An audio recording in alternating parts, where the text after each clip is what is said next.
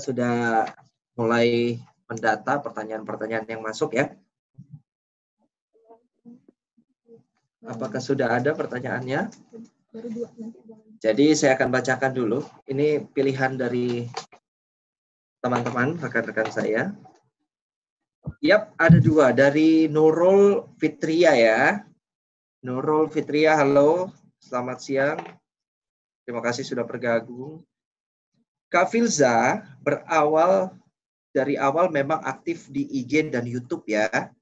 Sebelum bisnis berarti sudah aktif di sosmed.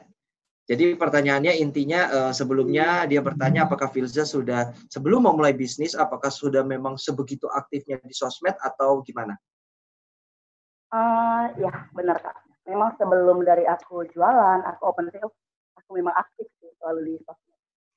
Jadi kayak misalnya ini sebelum aku jualan atau open PO nih ya. Jadi kayak setiap aku nge-baking atau ngebuat sesuatu, aku selalu foto, abis itu masukin ke sosmed.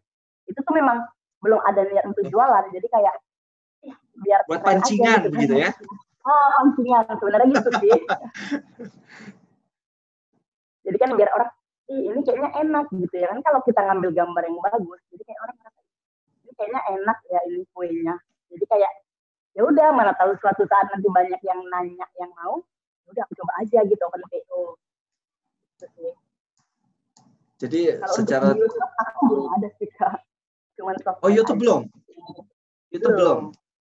Waduh, kalau udah ada YouTube nanti udah jadi chef, udah jadi pebisnis kuliner, jadi YouTuber juga. Wah, lebih mantap lagi tuh. Terlalu repot kayaknya.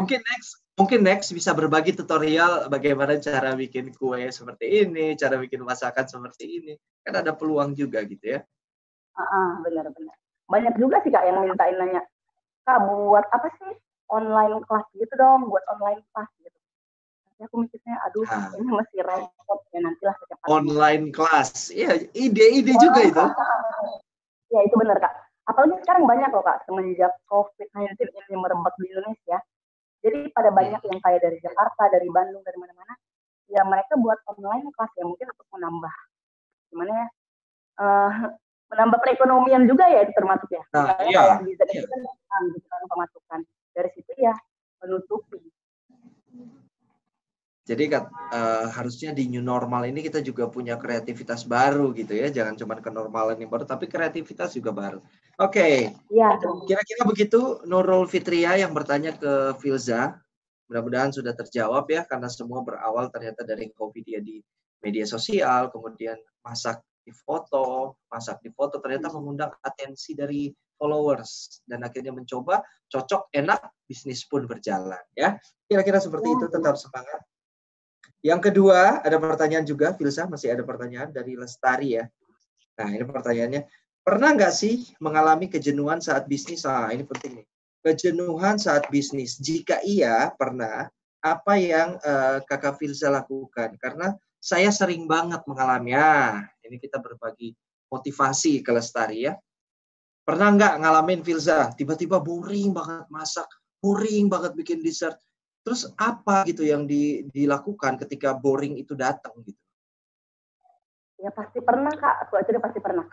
Itu jadi kemarin itu kayak ini cerita pernah drop, betul-betul drop gitu ya. Kayak ya betul. Salah beli, gimana ya, biasa kan aku ada langganan tempat beli durian itu.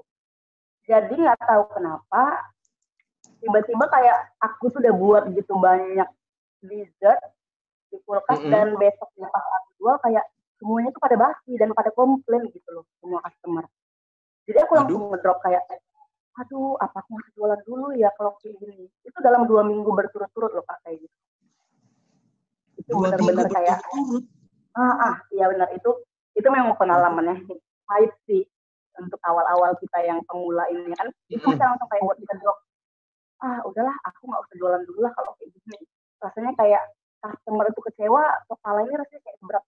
Aduh gimana ini nanggepinnya, bukan masalah ganti atau apa, tapi kan kita nggak enak aja gitu ya Kak. Kalau customer sampai kalau 1-2 oke, kita masih bisa kasih penjelasan, mungkin dia penyimpanannya berbeda. Tapi kalau ini kan memang udah kesalahan dari kitanya.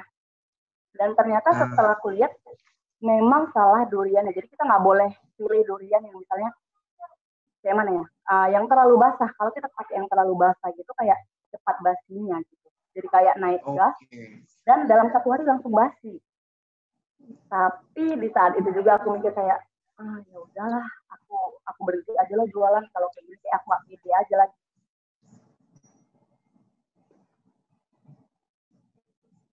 Jadi itu pukulan ya, cukup terasa begitu ya. Dan keluarga sudah bilang ya kamu gitu. Jadi ya udah aku coba mulai lagi, tapi aku memang harus betul-betul mendetail. Setiap mau belanja ini itu, aku tuh wajib benar-benar ikut dalam perbelanjaan itu, nggak bisa aku biarin aja ke Gojek. Yang penting ya tetap semangat aja. Setelah itu kejadian itu, udah aku harus bisa, aku harus semangat untuk memulai lagi dari awal. Jadi sebenarnya dari kegagalan yang dialami, dari mungkin ada rasa bosan yang menghampiri, kita dari situ juga bisa belajar ya. Bisa belajar lagi untuk mengupgrade kemampuan diri yang akhirnya dari belajar itu akhirnya sekarang kita jadi bisa lagi gitu. Akhirnya jadi tahu sesuatu yang baru lagi gitu ya. Ya benar sekali Kak. Jadi menambah maksudnya pengetahuan sih. Oh berarti kita nggak boleh sembarangan gitu. Kalau misalnya mau jualan tuh kita benar-benar harus turun tangan dan ngecek semuanya sendiri kalau bisa. Jangan sampai ya percaya aja gitu ke karyawan atau ke langganan kita, minta gitu kan. Nggak bisa sih kalau gitu. Betul. Jadi untuk tadi yang bertanya bagaimana apakah Filza pernah mengalami yang namanya drop, boring. Kalau boring itu mungkin level kecil. Tadi yang sudah dijelasin Filza malah dia pernah mengalami yang lebih parah dari itu, yang bikin dia sangat-sangat down, sangat-sangat drop, yang akhirnya dari situ dia mulai bangkit, dia belajar, mengupgrade kemampuan diri, akhirnya semua bisa berjalan dengan baik. Begitu kira-kira ya. Oke. Teman-teman, cukup sekian dulu untuk pertanyaan-pertanyaan untuk Filza Haswani. Kita masih akan bergabung bersama-sama. Filza jangan kemana-mana dulu. Nah, ini pertanyaan saya akan bacakan soal new normal nih. Kita bahas soal new normal dari Yusri ya. Yusri bertanya ke Mas Omar, bagaimana kesiapan Dua Coffee menerapkan protokol new normal? Nah, kalau udah new normal, ya pemerintah sudah mengizinkan untuk membuka beberapa atau menjual kembali beberapa bisnis segala macam. Nah, itu kan pasti ada protokolnya untuk menyambut new normal nih. Di Dua Coffee sendiri seperti apa? Betul. Dua Coffee sendiri beberapa kali kita diundang dengan beberapa pihak, baik itu dari pemerintah atau Dinas Pariwisata DKI, kita diundang untuk sumbang saran lah, bagaimana ketika nanti kita buka. Seperti mungkin banyak teman-teman yang sudah melihat di teman-teman di User F&B sudah banyak men-share apa saja yang akan dilakukan. Yang paling penting adalah kesehatan dari teman-teman yang bekerja di Dua sendiri. Mulai dari memakai masker itu wajib, terus kita menyediakan sarana untuk tempat cuci tangan di depan sebelum kita masuk.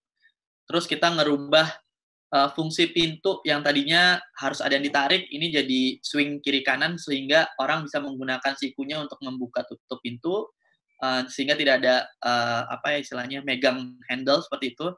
Terus kita memberikan cairan disinfektan di setiap hand sanitizer di dekat kasir. Terus kita juga menganjurkan customer yang datang untuk melakukan cashless karena nggak ada kontak fisik, walaupun kita tetap menerima cash tapi dengan wadah ya gitu, jadi nggak ada kontak langsung dengan customer. Oke. Menghindari kontak langsung ya. Betul. Karena lagi-lagi terus salah satu lagi, semua customer yang hadir atau datang ke Dua diwajibkan untuk pakai masker, dan kita berhak untuk menolak apabila ada customer yang tidak membawa. Kalaupun tidak membawa, kita juga menyediakan. Jadi kita menyediakan masker. Kalau dia tidak bawa ya, dan bersedia pakai yang kita sediakan, baru tentunya itu mereka baru boleh masuk. Hal lainnya, kita lebih kita care untuk customer yang datang, tapi juga kita harus lebih memastikan teman-teman yang ada di Dua Coffee yang bekerja untuk melayani teman-teman semua yang datang itu safe dulu, sehat dulu. Betul. Setiap hari kita selalu melakukan uji cek suhu badan, terus protokol kesehatan, pakai masker, pakai glove untuk teman-teman yang bekerja di produksian seperti itu. Untuk kapasitas sendiri dari, saya belum tahu, nanti belum dikeluarkan secara resmi, cuman ada beberapa obrolan ketika nanti PSBB mulai dilonggarkan, kita hanya boleh di tahap awal kita hanya boleh memakai 40%, dikurangin 40% dari kapasitas.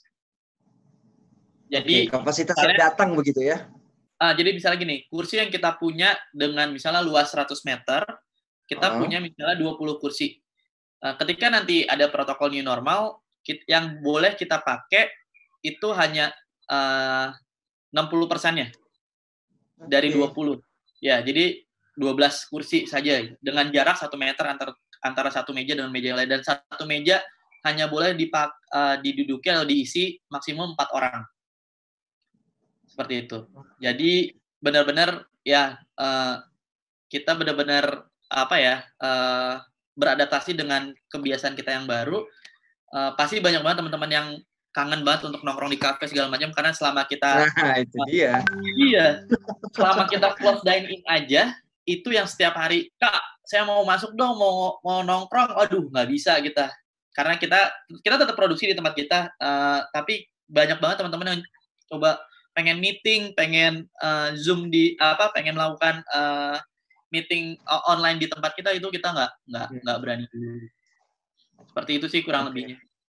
Jadi kelihatan banget ya memang udah siap untuk masuk di new normal, dan memang harus siap ya sebagai pelaku bisnis, mau tidak mau kita menyesuaikan supaya bisnis tetap jalan, ekonomi juga akan memulihkan diri kembali ya gitu. Oke, pertanyaan kedua ini dari Christian ya. Christian, ini pertanyaan juga mewakili mungkin pertanyaan banyak orang, termasuk saya pribadi ke Mas Omar. Ya. Bagaimana? Lagi-lagi saya ingin tanya, bagaimana caranya buka toko di luar negeri, buka usaha di luar negeri? Bagaimana caranya? Oke. Banyak. Simpelnya deh, simpelnya. Kita harus punya partner lokal dulu. Jadi kalau teman-teman sudah mengincar, misalnya saya pengen buka di Jepang, saya pengen buka di Belanda, saya pengen buka di US, Australia atau negara manapun, pertama kita nggak mungkin bisa melakukan itu sendiri. Kita harus punya partner lokal. Jadi saya dan Ali pun demikian, tanpa ada partner kita yang di US sana, Kang Irfan dan Mantai Vivit, kita nggak mungkin bisa buka untuk mendapatkan perizinan, karena satu, kita perlu alamat surat menyurat. Terus kita memerlukan legalitas yang juga memerlukan alamat surat menyurat. Lalu untuk membuat LLC atau PT baru di sana juga harus ada alamat surat menyurat, seperti itu. Setelah itu kita juga orang-orang atau landlord, penyewa ruangan, penyewa ruang usaha itu akan melihat biasanya kalau di US nih credit score orang-orang yang akan menyewa. Jadi credit score itu semacam kemampuan secara finansial orang ini sebelum menyewa. Walaupun dia tahu tempat mereka akan dijadikan usaha. Jadi biasanya dilihat tuh, kalau di sini lihat perpajakan dan kawan-kawan lah ya, seperti itu. Jadi dari tahap-tahap itu tahap awal, dan setelah kita dapat tempat, biasanya nanti ada inspeksi dari pemerintahan sana. Itu salah satunya ada dari dari PLN-nya sana, terus dari PDAM-nya sana. Itu akan ngecek juga dari Departemen Kesehatan, itu dicek juga, karena setiap tipe-tipe usaha itu punya checklist yang cukup panjang. Untuk contohnya di 2 aja, yang nggak punya pengapian atau masak gitu ya, itu kita butuh waktu kurang lebih setahun lah untuk semuanya. Dari 0 sampai kita gunting pita gitu, 1,5 tahun lah kurang lebih. Nah, dibutuhkan kesabaran, tapi kita bisa juga mungkin di awal ngobrol-ngobrol sama warga Indonesia atau warga lain yang sudah lebih dulu punya usaha di sana. Kayak salah satunya saya dulu sempat magang di salah satu coffee shop di sana untuk tahu apa sih kemauan customer di sini gitu, dan bagaimana sih peraturan-peraturan dasarnya, karena misalnya contohnya pekerja yang ada di satu coffee shop, dia nggak boleh punya shift atau jam kerja sebelum memegang sertifikasi food handling safety gitu. Jadi ada Departemen Kesehatan sana mewajibkan kita untuk ikut semacam kursus dan sertifikasi untuk food handling sehingga keselamatan dan keamanan orang-orang yang datang itu bisa dijamin dan dipertanggungjawabkan. Banyak checklistnya, kayaknya nggak cukup kalau dijelasin, cuman singkatnya seperti itu. Yang paling penting punya partner lokal, terus kita punya bisnis unique selling point yang pengen kita jual. Kalau di dua itu kita pengen mengenalkan kopi-kopi Indonesia ke masyarakat di Amerika karena mereka kebanyakan hanya tahu kopi dari daerah Sumatera. Sedangkan kita banyak banget dan negara nomor 4 terbesar penghasil kopi di dunia gitu. Baik Arabica atau Robusta, kita menjadi duta secara casual duta Indonesia mengenalkan kopi-kopi yang ada mulai dari Sulawesi, Bali, Kintamani, Jawa Barat, dan mereka pun banyak belajar tentang demografi kita. Kira-kira banyak orang datang ke toko kita sekedar nanya kemarin Jakarta banjir ya gitu. Ada casual discussion gitu. Jadi Jakarta banjir, oh saya ngeliat di TV seperti ini, apakah keadaannya seperti itu gitu. Terus oh enggak, jadi kita ada diskusi. Terus dia nanya lagi kopi yang saya minum ini dari mana? Misalnya dari Sulawesi petanya yang mana? Jadi kita kayak ya duta pariwisata secara nggak langsung lah untuk Indonesia. Secara jadi nggak langsung. Ya gitu. Kayak gitu. Pariwisata lewat kopi. Oke, nanti akan ada pertanyaan lagi, ada 2 pertanyaan untuk Mas Omar dan juga Filza. Tapi sebelumnya gimana teman-teman? Mudah-mudahan informasi yang sejauh ini sudah diberikan, kita sudah sharing, sudah terserap. Saya sih berharap 80% sudah terserap, jadi motivasi buat teman-teman, jadi tips buat teman-teman yang sekarang sedang menghadapi bisnis yang tidak berjalan begitu baik seperti yang diharapkan karena kita masih dalam kondisi pandemi. Mudah-mudahan ada dari 2 narasumber kita, Filza dan Mas Omar ini memberikan banyak input ke kita ya. Kita mau senam dulu, soalnya enaknya kita break itu kan kita minum kopi ya kan, sambil makan kue-kue kecil. Tapi ini jauh kita virtual, nggak bisa makan virtual, susah. Jadi kita senam-senam aja dulu, peregangan-peregangan. Yang mau kirim-kirim salam silahkan, mau kayak radio. Kita peregangan, mudah-mudahan yang mungkin dari rumah bisa sambil minum kopi seduh sendiri karena kalau dengar kopi. Boleh sambil minum kopi, iklan dulu. Nah, itu makanya minum kopi, kue-kue kecil. Nanti yang ikut ini, yang ikut Zoom ini bisa serbu kedua kopi semua ini. Aduh. Tapi ingat ada protokol kesehatannya. Betul. Oke, kita langsung ke pertanyaan ya untuk Filza dan Mas Omar. Ya. Strategi pemasaran sebelum dan sesudah COVID-19, Mas. Ini pertanyaannya. Ini yang akan jawab dulu Filza ya, mungkin ya. Filza akan jawab duluan mengenai strategi pemasaran sebelum dan sesudah COVID-19 ini gimana? Ada perbedaan nggak? Gimana Kak? Boleh ulang lagi? Nah, pertanyaannya adalah mengenai strategi pemasaran sebelum dan sesudah COVID-19, ada nggak perbedaannya? Misalnya sebelum COVID-19 pemasarannya lewat IG, sesudah COVID-19 pemasarannya lewat YouTube. Seperti itu. Ada perbedaan nggak atau sama aja gitu? Sebenarnya sih kalau bisa dibilang ya sama aja, tapi kayak promosi atau endorse-nya itu aku tambah 2 kali lipat sih Kak. Misalnya biasanya ya, ini kalau biasanya aku tuh paling 3 minggu sekali atau 2 minggu sekali aku endorse.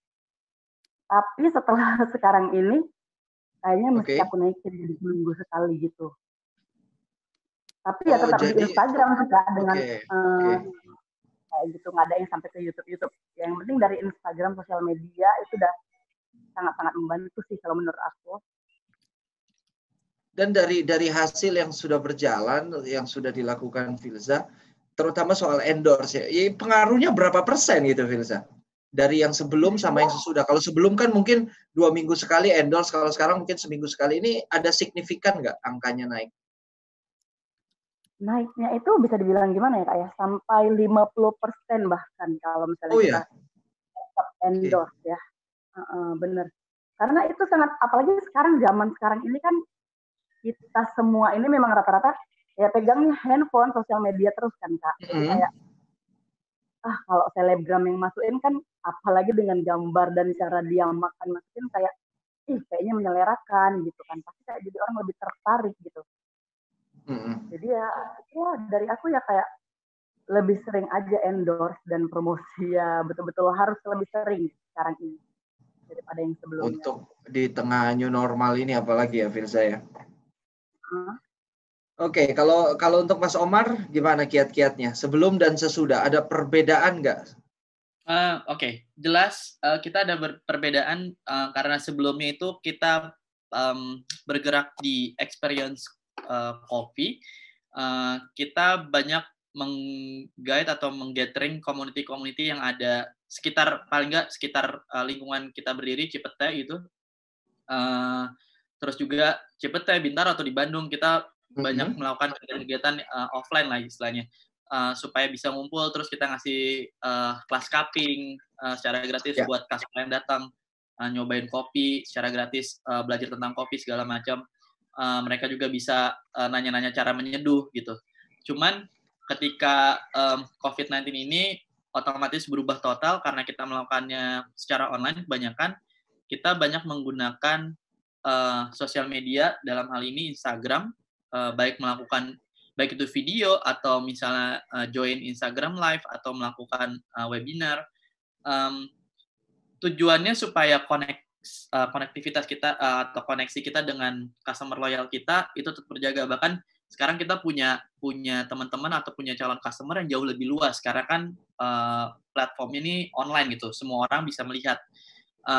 Itu yang kita lakuin. Tadi sempat dikatakan oleh Mbak Firza, kalau banyak melakukan endorse, kalau kita lebih fokus ke micro influence ya kita ngomongnya. Jadi kita bukannya nggak percaya dengan influencer, cuman kita percaya banyak, misalnya contohnya kita berdiri di Kelurahan Cipete gitu, banyak ibu-ibu nih yang mungkin punya grup WhatsApp banyak gitu.